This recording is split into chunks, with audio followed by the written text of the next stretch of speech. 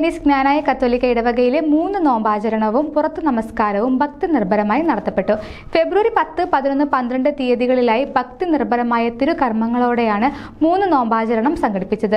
ജ്ഞാനായ സമുദായത്തിന്റെ തലപ്പള്ളിയായ കടുത്തുരുത്തി വലിയ പള്ളിയിലെ നോമ്പാചരണത്തെ ഓർമ്മപ്പെടുത്തുന്ന രീതിയിൽ 3 ദിവസങ്ങളിലും പരമ്പരാഗതമായ പ്രത്യേക പ്രാർത്ഥനകളും നേർക്കാഴ്ചകളും പ്രത്യേകം സജ്ജമാക്കിയ കുരിശിൻ ചുവട്ടിൽ എണ്ണയൊഴിച്ച് പ്രാർത്ഥിക്കുവാനുള്ള സൗകര്യവും 3 ദിവസങ്ങളിലും സജ്ജീകരിച്ചിരുന്നു.